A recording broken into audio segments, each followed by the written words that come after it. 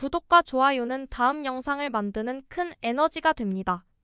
생산성은 투입된 자원으로 측정되어야 한다가 핵심입니다.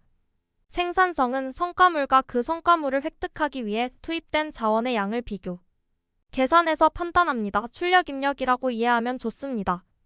따라서 생산성을 높이기 위해선 두 가지 방법이 있습니다. 성과액을 늘리는 것과 투입 자원을 줄이는 것입니다.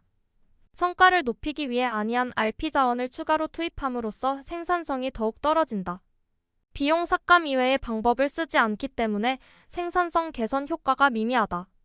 고객이 더 높은 가치를 느낄 수 있는 상품을 개별 개선한다. 가격을 올린다. 새 가격에 걸맞은 높은 가치를 고객이 납득할 수 있도록 전한다. 부가가치가 높아졌는지 떨어졌는지를 판단하는 것은 기업이 아니라 소비자라는 사실입니다. 서구의 가전제품 제조회사들은 오히려 기능을 간소화해서 부가가치와 가격을 올리고 있습니다. 가격 인상을 용납하는 경우는 대체품이 없는 상품이거나 원자재의 조달이 어렵고 공급량이 줄어서 소비자들이 상품을 구입하기 어려워졌을 때뿐입니다. 생산성을 계산할 때의 분자인 성과의 가치는 분모인 투입, 원자재 가치의 합계가 아니라 고객이 평가하는 가치인 셈입니다.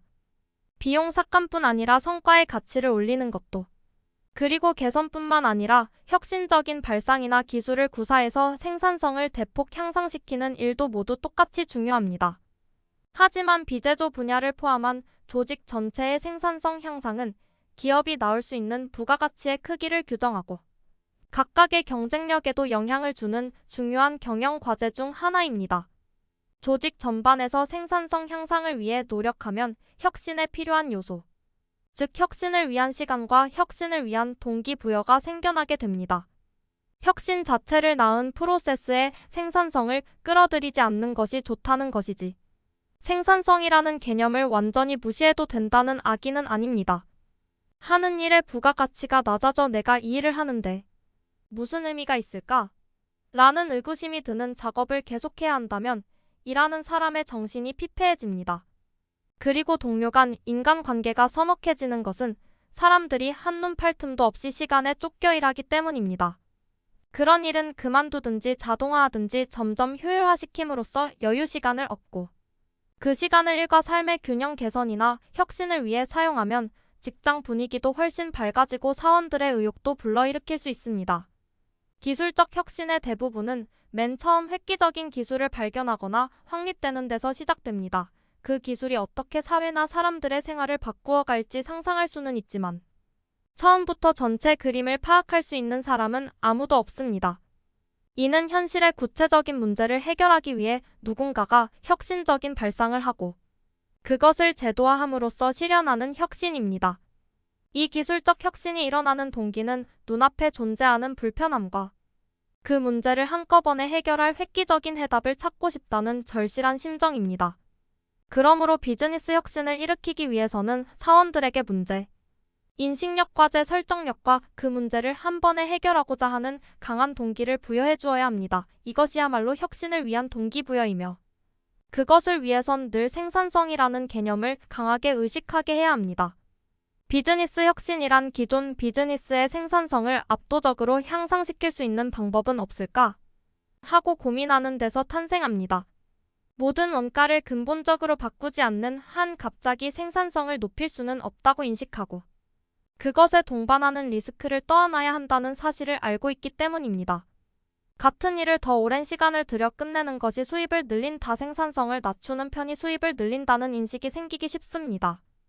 이는 생산성 향상을 저해하는 큰 문제입니다. 문제의 본질은 야근을 적게 하는 일량의 조절이 아니라 일의 생산성을 높이는 일질의 조절이기 때문입니다. 중요한 것은 야근을 줄이는 일도 야근 수당을 줄이는 일도 아닙니다. 일의 생산성을 높이는 것을 목표로 해야 합니다. 오랜 시간 사무실을 지키며 엄청난 양의 일을 처리하는 사람이 우수한 인재가 되는 것이 아니라 많은 일이 닥쳐도 명확하게 우선순위를 정해서 신속하게 의사결정을 한 후 높은 집중력으로 시간에 맞게 업무를 마치는 사람이 우수한 인재의 표준이 됩니다. 업무의 생산성을 높이고 눈앞의 일뿐 아니라 앞으로의 성장을 위한 투자나 새로운 도전 역시 주어진 근무 안에 해낼 수 있도록 노력하는 자세를 취하지 않는 한 성장에는 항상 개인 생활을 희생할 수밖에 없습니다. 원래 성과주의 인재평가 시스템이 제 기능을 제대로 발휘하지 못하는 이유는 질이 아닌 양으로 성과를 측정하려고 했기 때문입니다. 따라서 성과나 달성 목표를 생산성의 성장 수준에 따라 성장하면 됩니다. 그렇게 하면 목표의 상한선도 없어지고 매년 생산성이 아주 조금밖에 향상되지 않아도 오랫동안 지속할 수 있으며 장기적으로 크게 발전할 수 있습니다. 변화율을 평가하는 것이라면 생산성의 분자와 분모에 사용되는 숫자가 각 부서마다 달라도 문제는 없습니다. 최우수 사원의 성장 가능성을 최대한으로 끌어내야 합니다.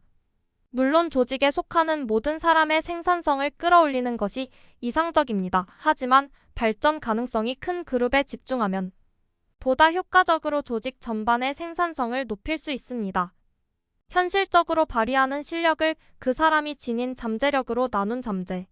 능력당 생산성 면에서 최우수 사원이 일반 사원보다 상당히 낮다는 점입니다. 지금까지 경험하지 못했던 높은 목표를 회사가 자신에게 부여하고 그것을 달성할 수 있을 것이라고 믿어준다면 스스로 더 성장하기 위해서 기꺼이 이직을 결심할 것입니다. 최우수 사원으로서 잠재성을 인정받으면 입사 연차와 상관없이 바로 승진시키고 중요한 역할을 맡기는 것도 그러한 문제의식에서 비롯된 것입니다. 이처럼 지금 하는 일을 잘 소화해낼 수 있으면 기다리지 않고 바로 승진시키는 것은 잠재력이 높은 사원이 안주하며 일하지 않도록 하기 위함입니다. 그것은 성장을 하는데 시간 낭비에 불과합니다. 그러므로 빨리 승진시켜서 쉽게 이룰 수 없는 일에 도전하게 합니다.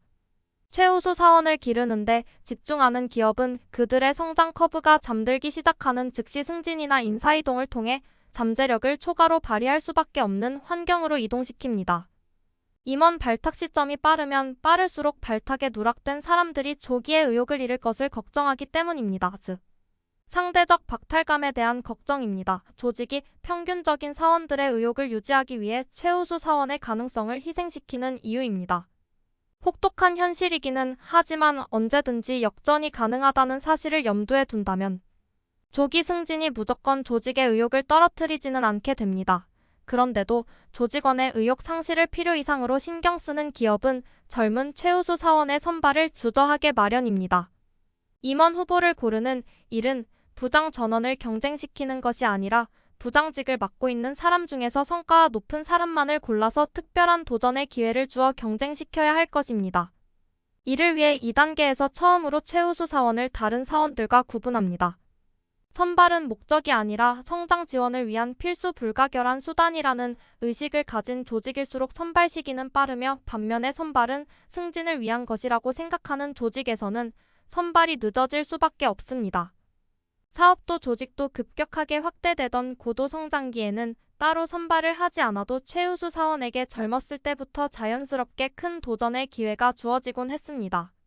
하지만 시장의 성장 속도가 둔화된 시기에는 조직의 형태가 안정되면 최우수 사원이라도 연차나 직함 등 그 자리에 적합한 역할밖에 주어지지 않습니다. 나아가 시장의 성장률이 저하되면 업무 중에서 일상적인 일이 차지하는 비중도 늘어납니다.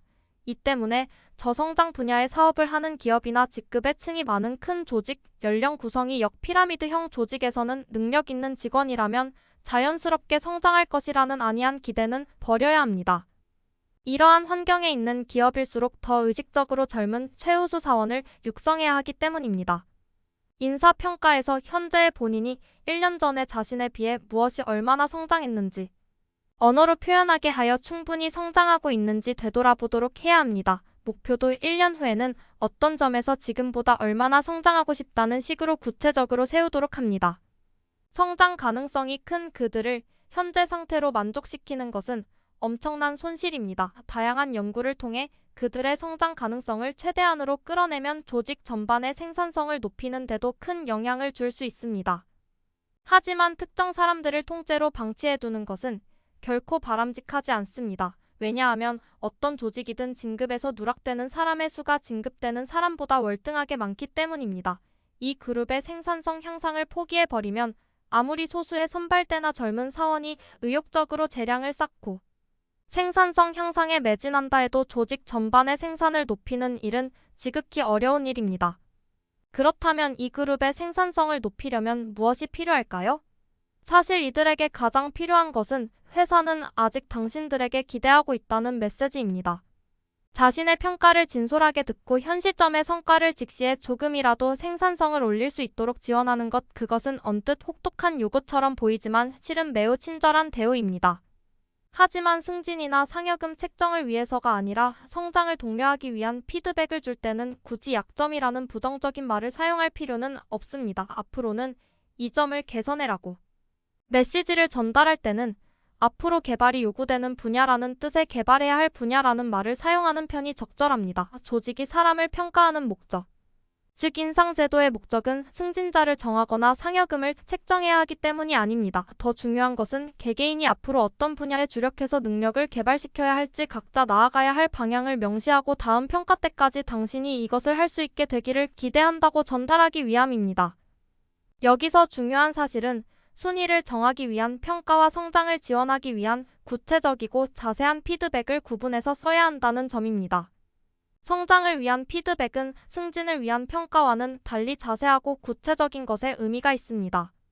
전자는 소수이지만 크게 성장할 가능성을 지닌 사람들, 후자는 성장 가능성은 적지만 다수의 그룹입니다. 스스로 알아서 성장할 것이라고 생각되는 사람들과 새삼스럽게 성장하지 않겠지라고 방치된 사람들이라고도 볼 수 있습니다.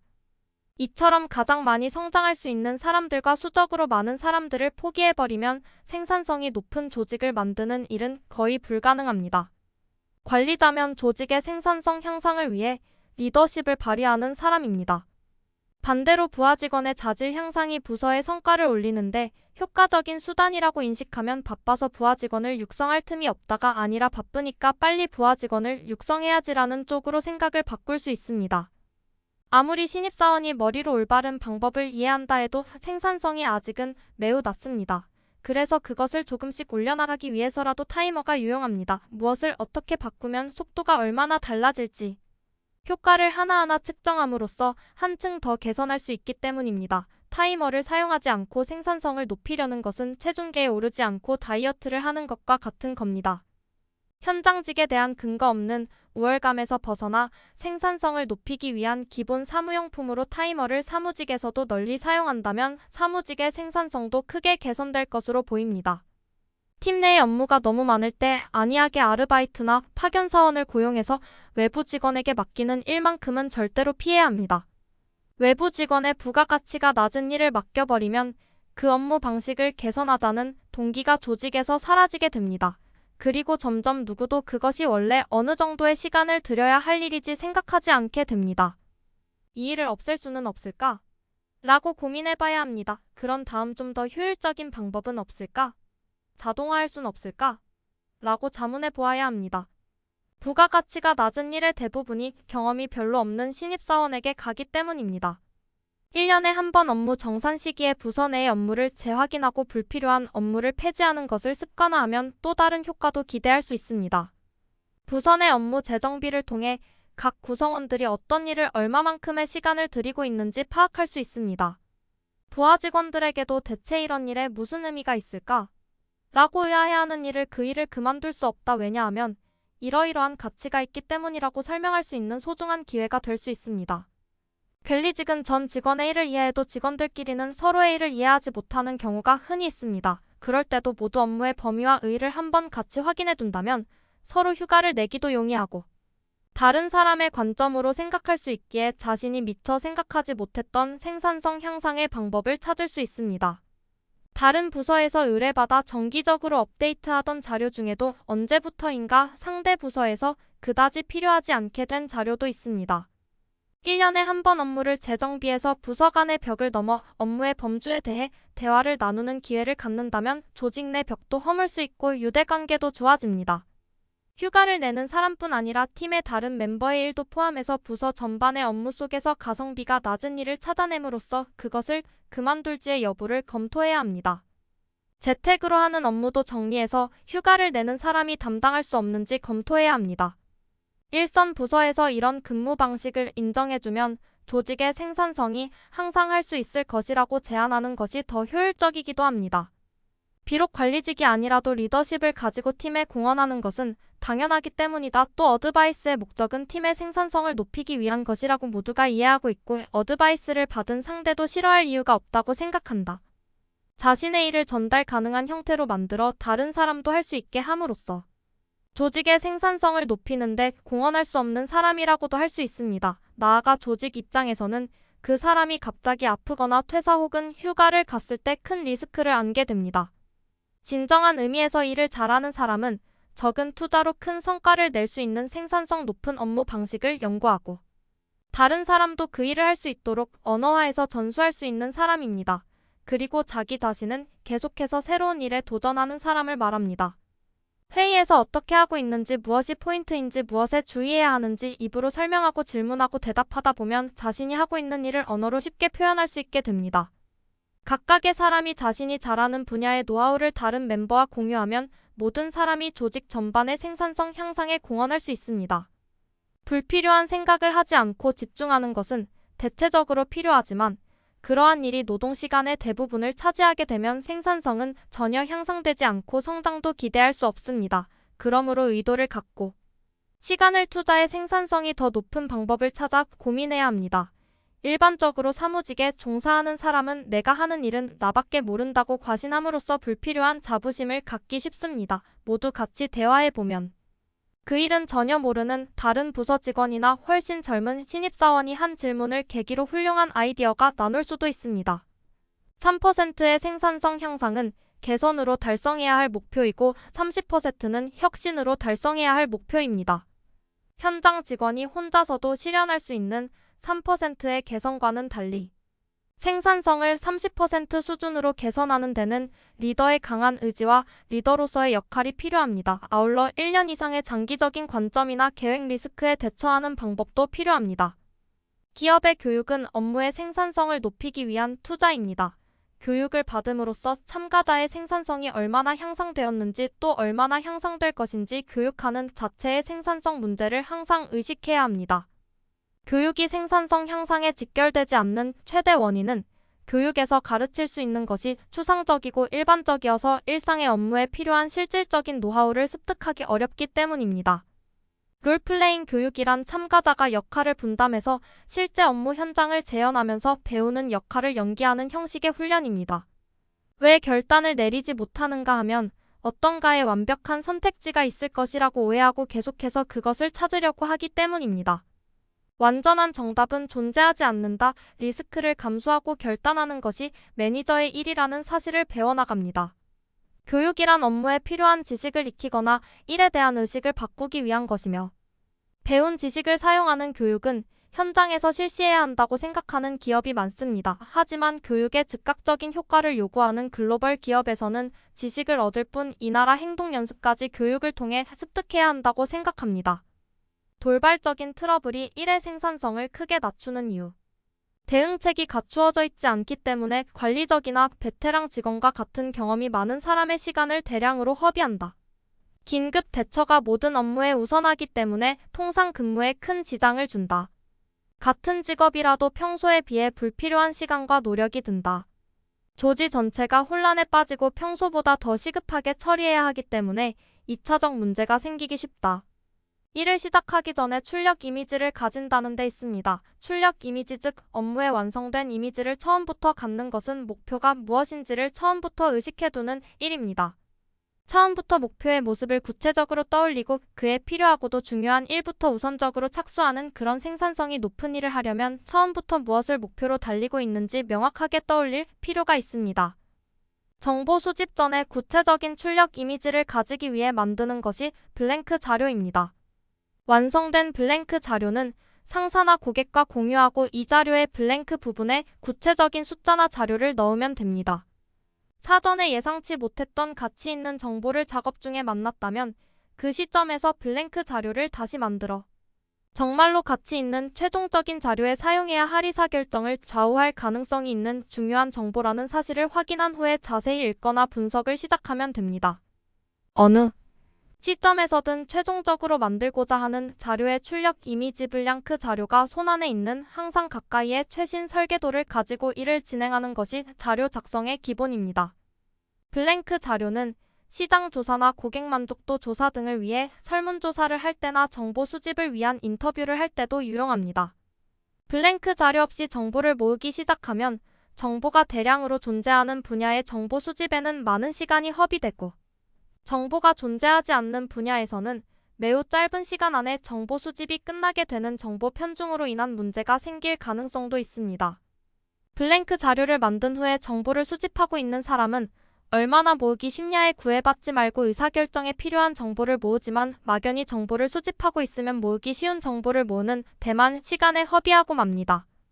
대량 정보에 쉽게 접근할 수 있는 시대이기 때문에 더욱더 정보를 얼마나 쉽게 얻을 수 있느냐와 양에 연연해하면 곤란합니다. 먼저 자신에게 필요한 자료를 집중적으로 모으기 위해서라도 명확한 출력 이미지를 의식한 후에 정보를 수집해야 합니다. 이런 결과가 나오면 큰 영향을 미친다는 가설을 세우지 않고 무조건 정보를 찾는다면 시간이 아무리 많아도 부족합니다. 나아가 블랭크 자료를 보면서 분석하다 보면 분석의 정도에 대해서도 적절하고 필요한 수준으로 분석할 수 있습니다. 자료 작성과 마찬가지로 회의의 생산성을 높이기 위해서라도 가장 먼저 출력을 구체적으로 상상하는 것이 효과적입니다. 회의의 달성 목표를 구체적으로 명시하는 것만으로도 회의의 생산성은 큰 폭으로 향상됩니다. 회의 달성 목표: 결단할 일, 아이디어 리스트를 만드는 일, 정보를 공유하는 일, 합의하는 일, 설득하는 일, 납득시키는 일, 일의 순서나 역할 분담 등 다음 단계의 할 일을 정하는 일, 서로 다른 관점을 가진 두 사람이 서로 토론할 안건을 미리 만들어서 회의에서도 그 자료를 보면서 부족한 아이디어를 추가하는 편이 훨씬 생산성이 높습니다. 원칙적으로 자료 설명은 금지라는 규칙을 만들면 회의의 생산성이 큰 폭으로 향상됩니다. 자료의 장수를 제한하는 것보다 설명 시간 자체를 제한하는 것이 훨씬 더 생산성 향상으로 이어질 것입니다. 생산성이 낮은 회의란 시간이 오래 걸리는 회의를 말하는 것이 아니라 결정해야 할 것이 결정되지 않은 회의를 말합니다.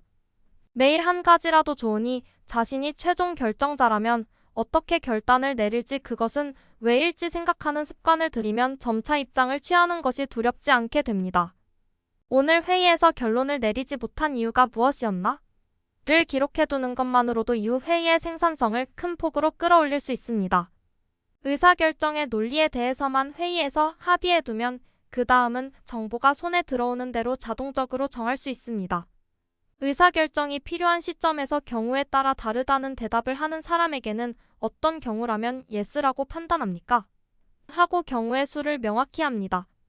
결정해야 할 것이 많은 회의일 경우 다뤄야 할 의제를 담은 자료를 최초에 함께 배포하고 결정해야 할 의제가 2-3가지 정도라면 회의 도중에 별도로 배포함으로써 참가자의 집중도를 높여야 합니다.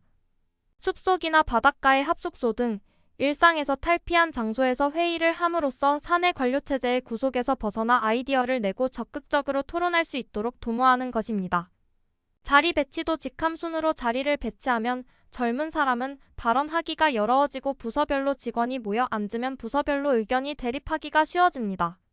시간 단축뿐 아니라 어떻게 하면 의견을 활발하게 교환할 수 있을지, 어떻게 하면 일정 시간 안에 의사결정이 완료될 수 있을지 하는 점에서라도 반드시 여러 가지 연구를 해보기 바랍니다. 생산성이란 이러한 시행착오를 거쳐서 조금씩 높여가는 것입니다. 노동시간이나 야근 시간을 줄이는 것이 목표가 아니라 생산성의 지속적인 향상을 목표로 해야 합니다. 생산성이 향상되면 노동시간이 짧아져도 지금보다 질 좋은 상품이나 서비스를 제공할 수 있고, 기업은 수익을, 노동자는 수입을 올릴 수 있습니다. 그렇지 않으면 기업에도 노동자에도 노동시간을 짧게 하자는 적극적인 의지가 생겨나지 않습니다. 생산성을 높여서 성과의 절대량을 늘리고 그 배분을 통해 동일 노동 동일 임금을 실현하는 것이 바람직합니다. 정부는 생산성이 낮은 사람이나 생산성이 낮은 산업을 약자로 보고 여러 가지 지원을 하고 있지만 그 지원의 대부분은 생산성을 높이기 위한 지원이 아니라 생산성이 낮아도 계속할 수 있도록 하기 위한 지원입니다. 여기까지 생산성 소개였습니다. 구독과 좋아요는 다음 영상을 만드는 큰 에너지가 됩니다.